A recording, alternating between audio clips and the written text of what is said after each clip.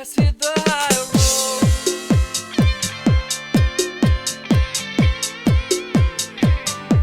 Let's hit the high road.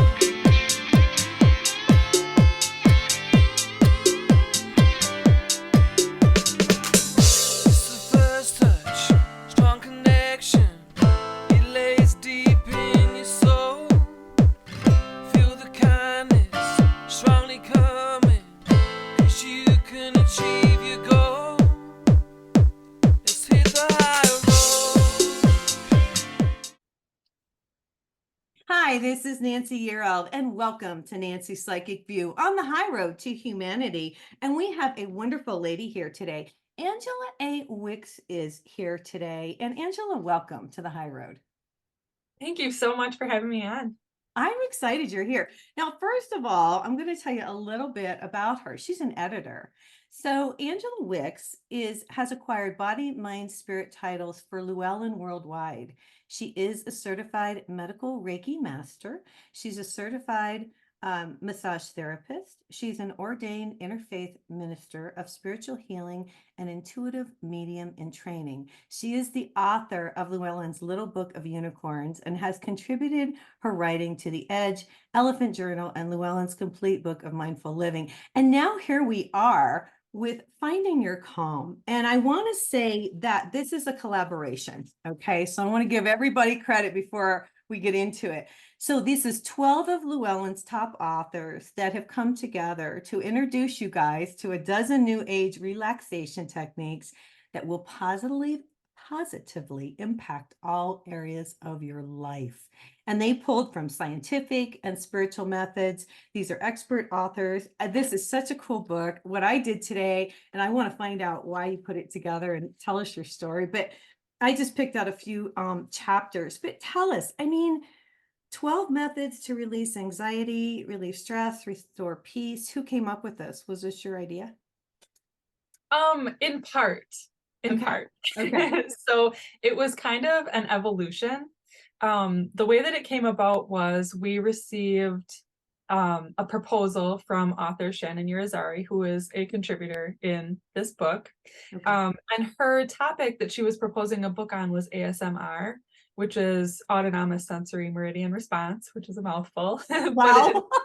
Okay. If people aren't familiar, ASMR is a lot of people know it as like audios, like subtle audios, or like you could be watching someone just brushing someone else's hair and it just kind of relaxes you, or it's kind of like people describe it as like a tingling or a static like goosebump sensation in response to triggering audio or visual stimuli. So it's like, I think of it as like it's a massage for your brain. Okay. And interesting. Yeah. one that a lot of, like, when I first heard about it, I was like, I don't know, this sounds weird, I don't know what it is, I don't identify with it. But what I nailed on it when I was like, oh, it's watching Bob Ross videos with like him painting and the soothing voice, and you're just kind of like hypnotized by it. So anyway, her proposal was on this topic, and we were like, oh, this is such a good topic area for like relaxation, but we don't know how that would really translate into a full book because it's so experiential and it's so visual and audio. So we were kind of thinking of like, how could this become maybe like a chapter in another book? And so it just evolved from there into like, well, that method is really great for stress relief. And, you know, if people are looking for anxiety, methods for anxiety or stress relief, relaxation, which I definitely always am. Yeah, me too. Like, what could that look like? And so we came up with this idea of pulling from our top authors, what are their core areas of specialty, Yeah. and then what could they be presenting on? And that's how it evolved. So it was in discussion with acquisitions editor Amy Glazer as well, and she helped bring this book into being. I'm going to tell you, I interview a lot of people and I see a lot of books, and you guys send me, authors all the time, but this one, I love it. At the beginning, I'm just going to read a little bit. The very beginning of this, she says, and this is from Angela. She says, do you feel anxious or stressed? Are you struggling with chronic pain or having trouble sleeping? Do you have looping negative thoughts and worries? Perhaps you're constantly in a time crunch. That's me. Or you've recently realized your life seems to be perpetually fueled by adrenaline from an underlying sense of pain, trauma, fried nerves, feeling wired, on edge, unsafe, overwhelmed, exhausted. The list goes on, but I'm sure by now you get the point. If any of this seems to be ringing a bell, you've come to the right place. I mean, dude, really. And I'm just gonna get into it. And since you I guess went ahead and did the editing on this book, you know a lot about it. So is it okay if I kind of go into some of the different chapters? Is that cool? Okay. Absolutely. Yeah. All right. Well, the first one, and I went with chapter 1 because tune into your body's wisdom. And I wrote down the body doesn't work in secret code. It works very straightforward in its distress signals. And this is from Emily A. Francis. Do you want Right. to expand? Yeah, and Emily is the author of The Body Heals Itself. So she's very about like what is the message that your body is sending to you with different symptoms and sensations. Mm. So her work really dives into connecting, like reconnecting thoughtfully with the body instead of trying to run from it. And so, yeah, that is the core topic of her method of tuning into the body and what is it saying and how can you then work with that message in partnership. Well, it's true. And she says listening to the body is the most important thing I can offer in this chapter. Well, easy for me to say. And I have to be honest. I'm one of these people, I can only speak for myself. I'm really in tune with my body. And I'm constantly running to see if something happens. I go back to Louise Hay, how to heal your body, how to, because it's all emotional. And she says that emotional, she gives an emotional muscle body chart, which I think is really, really cool. I want you guys to know this because this is something I've never really seen before. I don't think I've ever had her on the show. I should have her. But Yes, definitely you should. yes, but she, it's really cool because she talks about the somatic emotions. And somatic means your body. So, and this was really cool. I love this. She has a mantra in here, and I'm going to start saying it, but I'm going to share it with the audience. She says, every cell in my body is correcting itself to function at healthy, optimal levels. And that's the I love that. affirmation. I do too. That she says, I just think, if there's one thing, and I agree with what she says, listening to the body is the most important thing you can do. And I agree with her wholeheartedly because if you don't listen to your body and you ignore it, that's when we have dis-ease. Mhm. Yep. Yep. And I personally, I tend to swing back and forth between listening and partnering with the body and listening and like panicking or running from what it's trying to tell me. Right. So I love these kind of reminders. Yes. Well, yeah, it's really interesting. I thought it was really good. Okay, and so then to move on, you guys, chapter 2 was like, I'm like, are you kidding me right now? It's calming techniques for empaths. Well, I'm an empath. I don't know are you an empath? Oh, absolutely. Okay. Yes, 100%. Well, and I'm going to read this. It says, an empath, a person highly attuned to the feelings and emotions of those around them, is often the eye of the storm for everyone around them. And it's so true. I mean, and a lot of people don't know they're empaths until they're older. Did you know you were an empath when you were small, or did you realize when you're older? I didn't understand it. I was so confused. Right. Right. So basically, in that confusion and lack of understanding, it was anxiety and stress around like what's the information and the energy and the feelings that I'm getting from those around me, that I'm taking on. So yeah, it's a lot of confusion and anxiety, I think, when you aren't understanding that this is what's happening. Some of the information or sensations or feelings when you start to recognize of like, oh, this isn't actually mine, this is this Somebody person, else's. or yeah, I actually don't need to deal with this, I can just let this go and that's okay. Like that becomes incredibly empowering. So I really love Kristy Robinett's presentation on calming techniques you can do Yeah. as an empath. She has a book called Embrace Your Empathy as well, which is fantastic. So yeah, any empowerment that you can get in terms of your own empathic attunement, I think is so wonderful. Yeah, and if you don't mind, I mean, I'm going to read just a little bit here. If Yeah. somebody is wondering if they are an empath, I'm going to get into this a little bit just because I am an empath. There's a lot of empaths on the planet. And Mhm. so I just want to kind of get some of this information out because I think it's super important. She says you are, and again, this is Kristy Robinett. She says you're a natural helper, a healer. If complete strangers come up to you and divulge very personal pieces of their life, and that's happened to me, and I'm sure it's happened to you, people Mhm. often ask for your advice. You're a good listener. You often put others before your own needs, and I do that. You might feel the physical and or emotional symptoms of others around you, and that's what you were just talking Mhm. about. Yep. You tend to root for the underdog, and that we're absolutely true. This is so true. Nature and animals give you a sense of happiness and joy. Yes. I mean, that's huge. I will tell you, you know, there's a lot of days where I just like my cats more than I like anybody else. And the trees, you know, I really she talks about types of empaths too before we get to the trees. So let me just say this because I don't think people realize.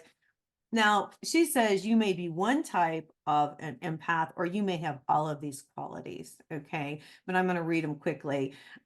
You could be physical. The empath will intuitively sense, feel, or absorb the physical ailments of another person. And that's happened to you. It's happened to me. You take on their ailments. I've even gotten a cold sore because somebody else had one and I manifested it. I just, you know, that's crazy, but it's the truth. And I think that was one of the aha moments for me, Hmm. you know, Yep. emotional. This empath will intuitively sense, feel, or absorb the emotional state of another person. Dreams. And we're going to talk about your chapter on dreams today. And Yes.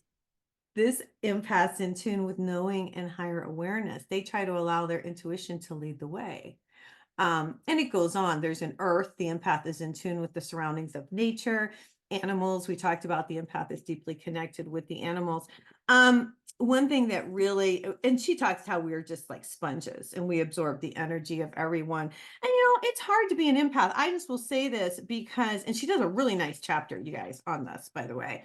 I feel like I want to know your opinion. I feel like there's so many of us here on the planet to help raise the vibration. That's what I really think. Yeah, for me, I think of it in terms of like helping to process. And I feel like that would be in alignment with what you're saying of raising vibration, of just like processing what's happening or Yeah. like calling things out because other people are maybe numb to it and we can't be numb to it because we're just wired to feel. Well, yeah, and she even says that. She says empaths have an extra sensory ability for feelings and emotions beyond their own. And it's like we can't help it. There's nothing we can do. Yep. So, you know, and I do want to bring up, she talks about empathic children. And I want to bring this up because I didn't know I was an empath. I don't think my parents, well, I know they didn't know, or they didn't even recognize it. But an empathic child, she said, can absorb more stress than others in all situations. And if there's no one around to help to balance it, it can feel like overwhelming. And I can speak for that. What about you? Yeah, I mean, I definitely was that sensitive kid who was often, always, constantly overwhelmed by just the world, sensations, Yeah. people, experiences, moods, just, yeah, Yeah, it was a a lot. lot. Um, I'm going to move on to chapter 5. Julio Consiglio. I love Julio. He's been on my show many times for all his different books. He and I become friends, and I was so pleased to see he has a chapter in here on the chakras.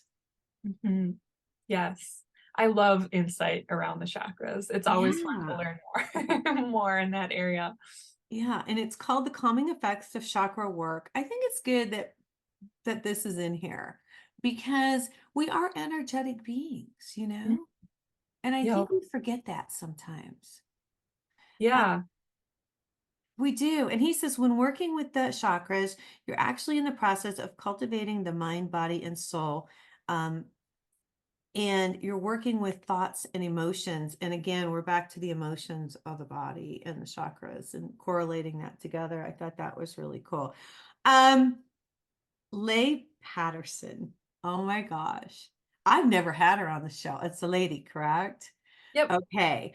Now she has astrology and self care. And you guys, I am such a big astrology buff. I just love astrology. You know, I don't have time to study it, but I just love it. And what I really loved about this chapter, this is her chapter on astrology, is that, and I'll just tell you this, she includes all of us.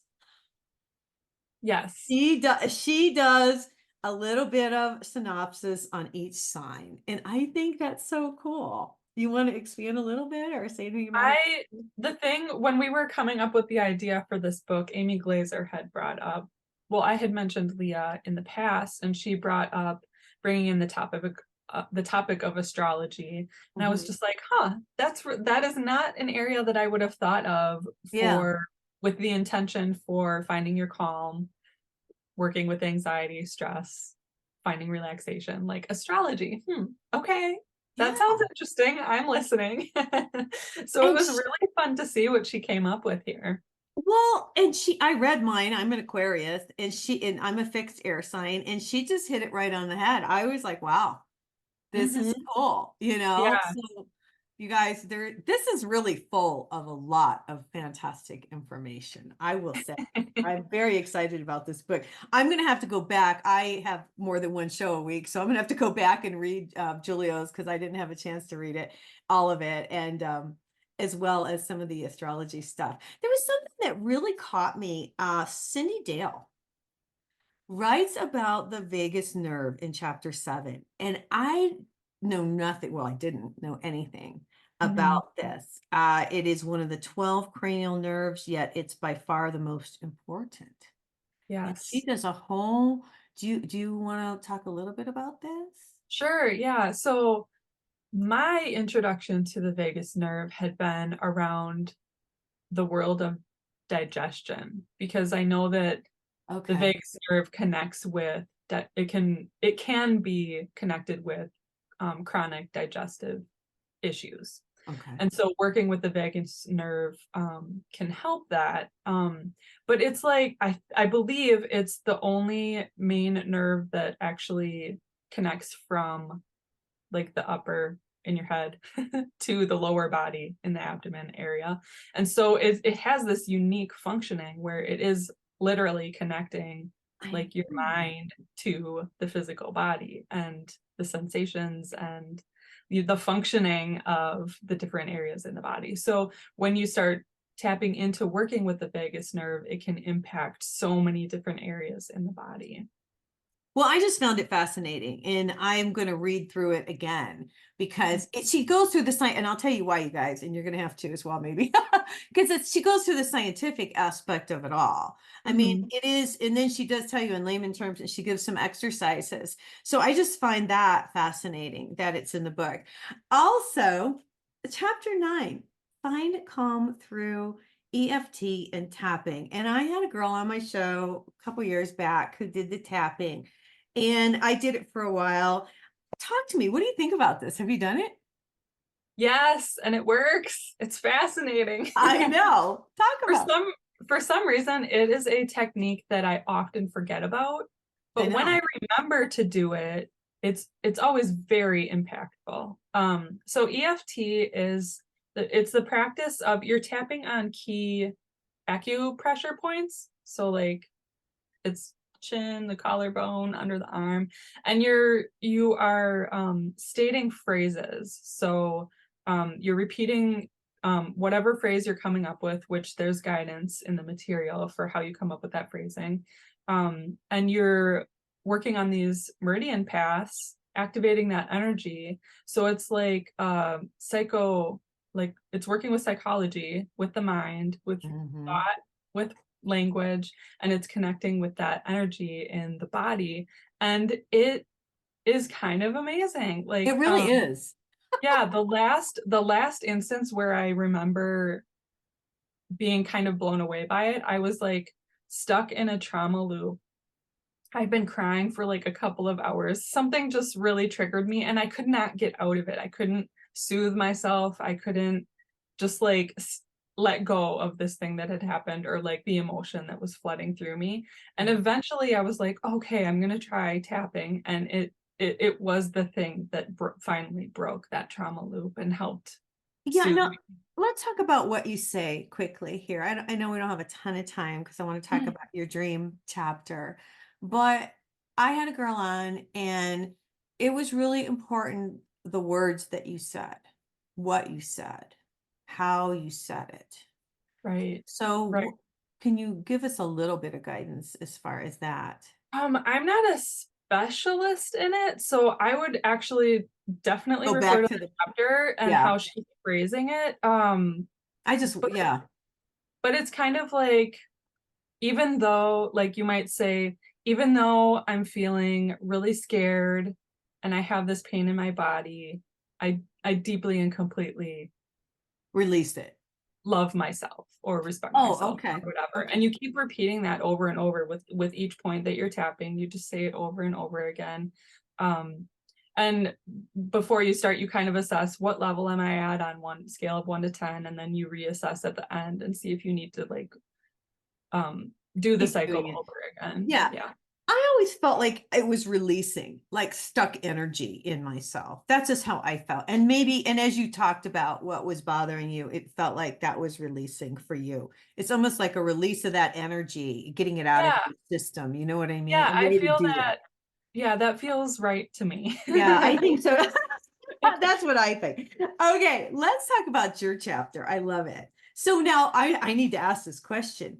Were you like in right away, or did they say, we want you to do dreams, or how did this come about? Because you do a chapter, Find Peace Through Good Sleep Practices. Yeah, so I initially wrote an initial outline with key topics that we might consider for the book. And I just offered this idea of good sleep practices. And I was like, if you want, I can write this chapter because I know a lot about it. And they were like, Okay. yeah, go for it, run.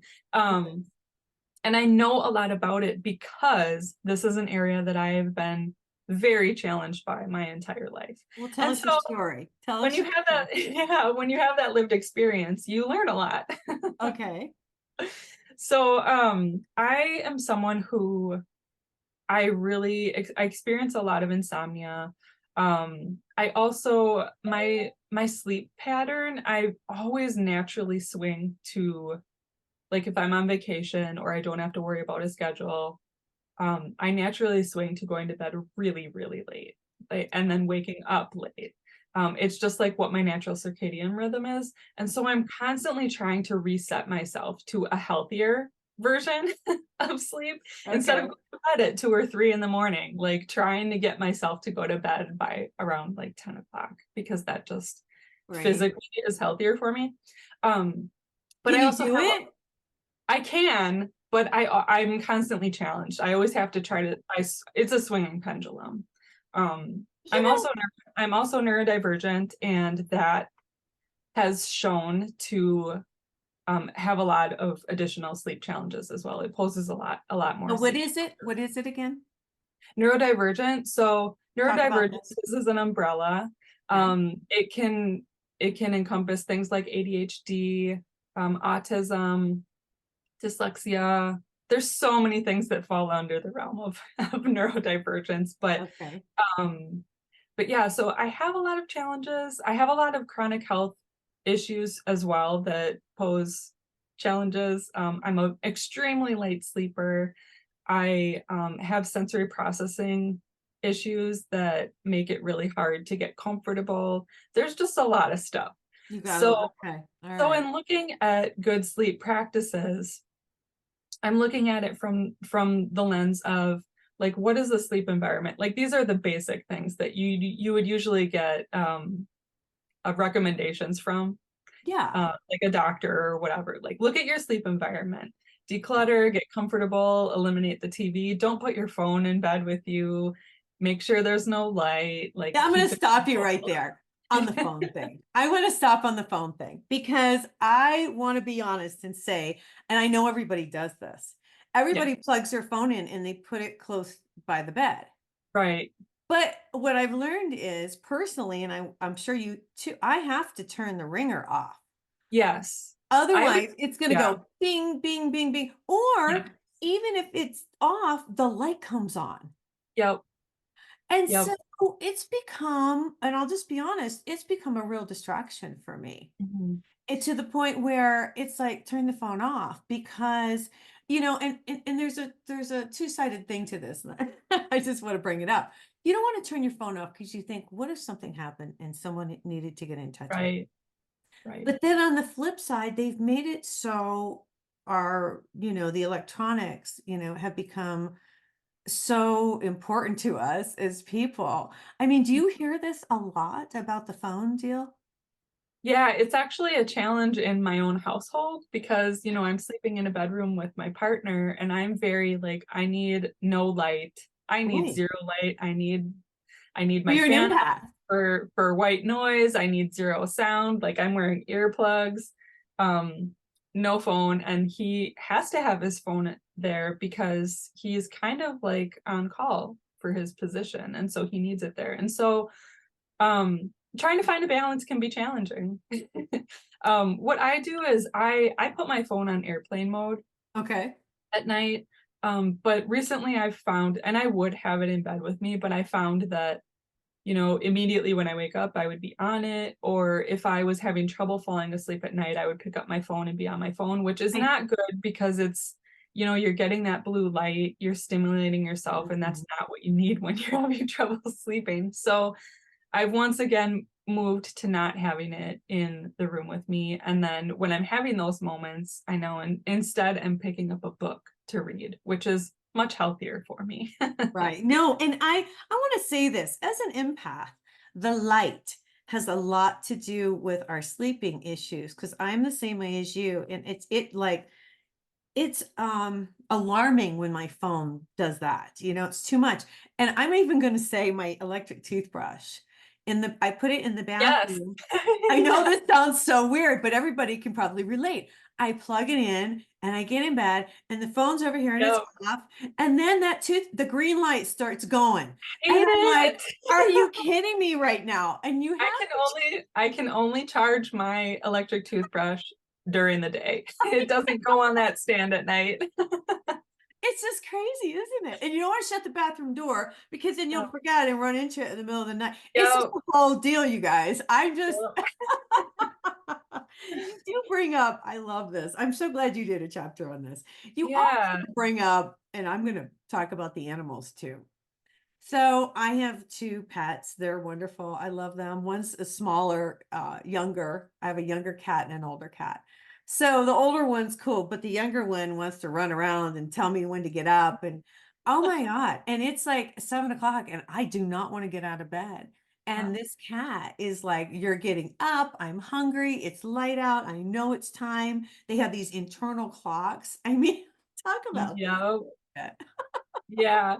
Yeah. So we have a challenge we have a highly anxious dog Mm. that she has severe separation anxiety. And so she was sleeping in the bed with us.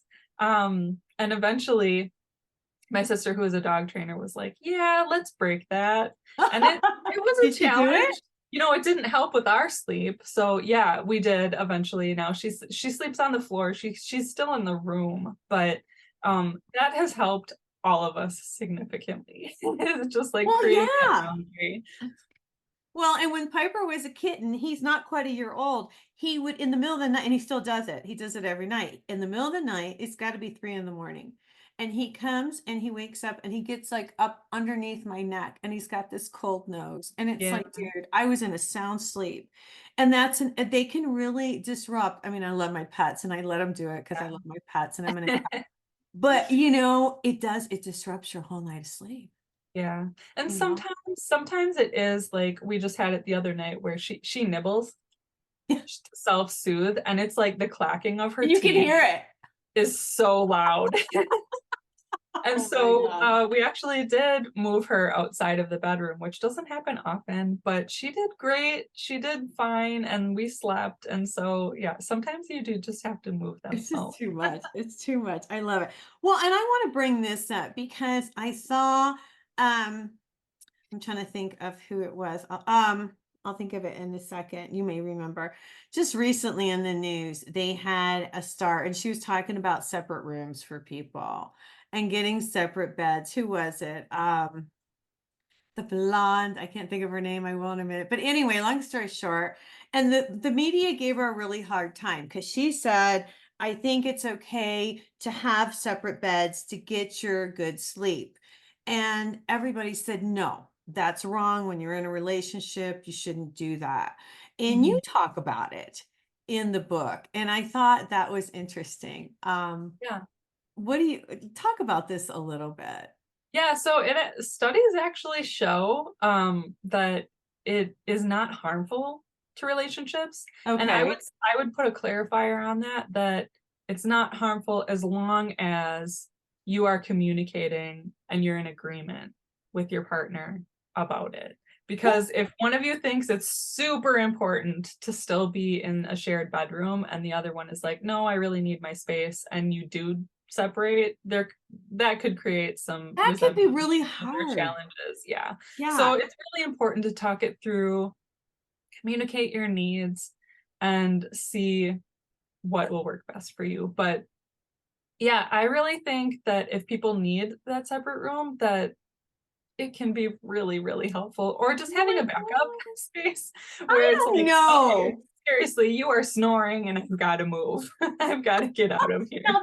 that's it was Cameron Diaz. That's who it was. Cameron Diaz Okay. came on and just talked about this. This is what I think. I don't know. That's probably because I'm a more of a angelic soul. But I think if you're in a relationship, you should cuddle. I think it's important to be next to that person. That's just me. You know, Yeah. I have to say, my mom and dad are both passed, but my dad got really sick and he moved downstairs to another room. And when he did, I was like devastated.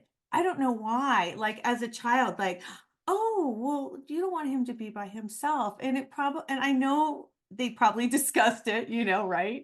And it went, but it's just a hard thing to see. And you see that a lot with older couples, don't you? Yeah, well, I think it's something that, again, I would say is definitely important to be communicating with Right. other people in the house. Like you're saying, it could be important to communicate to them as well. Of like, this is, we're still Yeah, I okay. was This like, is what's oh my happening. God, It we put doesn't mean a separation, but we just, we all need really good sleep. It's very important to our health. yeah. And then like a lot of studies, articles talk about like making sure that when you do that, to make the time in other instances where you're getting that intimacy or physical hmm connection. hmm Yeah, thank you for saying that. So it 'Cause has to you be should have really intentional. Yeah, because it was, I was like, it really floored me. It was like, but daddy's not in the bed. He's downstairs. Why are we putting him separated? And you get Yeah. that kind of, I don't know. Yeah, like a Girls sense of love their security. fathers. Yeah. One thing you talk about in here that that's really nice. You talk about stretch to encourage sleep, and you give all these different exercises. I thought that was really interesting that you included all of this. Do you want to talk a little bit about that? Yeah, so when I was looking at the practices for good sleep, one of the key ones can be like, what is the energy that I'm holding in my body? Like a lot of times, if I'm having trouble sleeping, it might be that I need to release that energy. And physical movement is a way to do that. So I partnered with Shannon Urizari, who is a yoga instructor, and she's a contributor in this book as well. Mhm. And we came up with a couple of yoga sequences. So one is based on movement. So you're in that flow and getting this stretching and movement. And then the other one is really focused on restorative. So it's kind of more like you're sitting in the stretch and it's calming, it's really soothing type of practice. Okay. So it can be a really good way to lead in to your good sleep. And then I followed that up with a couple of other practices. One is on connecting with spirit and the higher self. So when you could do this as a progression or just pull from any of these practices, but you could move from that physical movement where your body is now relaxed, tuning in with that intuition or winding down to get connected with spirit and getting any messaging that you might have. So glad you said that. Yeah, so you can kind of get like any thoughts that you have out on the page, but then also tapping into that larger energy and getting that insight. To set you up for good sleep. Yes, and blessings to you for doing that, because we all need to learn to connect. And I just want to say, I teach the audience, please connect with the divine, connect with the earth, bring the light up, bring the light down, and get those messages. And it is calming, and it Yeah. does make you more healthy and vibrant. And I'm going to be teaching this stuff. I'll plug myself real quick before we get out of here today. I'm going to be, you guys, at the Conscious Life Expo 2024 on it's going to be February the 10th, and I'm going to be teaching spiritual law and angel communication. And then you can find me in LA, so everybody come and see me. And then I will be in Florida, just so you know, it's the 35th year of the New Life Expo 2024. And I'll be there March 16th and 17th. Again, talking about the angels, connecting, exactly what we talked about, connecting with the divine, with God, and with the angelic realm. Hey, you guys, we got to get out of here for today. The book is called Finding Your Calm. It's edited by Angela A. Wicks. Angela, thank you. It's been a pleasure. Yes, you're very welcome. Okay, and it's 12 methods to release anxiety, relieve stress, and restore peace. If you're watching me on YouTube, I'm holding the book up. You got to pick it up. There's so much good information in here, you guys. And definitely pick up my book, Wake Up, The Universe is Speaking to You. And you guys, my new book, it'll be out. Well, it'll probably take about a year, but I just signed yesterday. So it will be out. Congratulations. Yes, an angel's connection to God. And that will be coming out very soon. So I'm working on that. So everyone, thanks for joining us today. I really appreciate it. I hope everyone has a fabulous week, and God bless.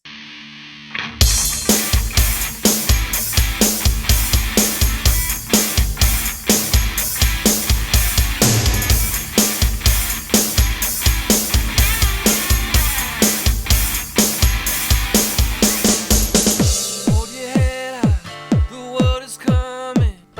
Watch the colors lift your soul. Connect the dots and keep the motion. Can achieve your goal. Let's hit the high road.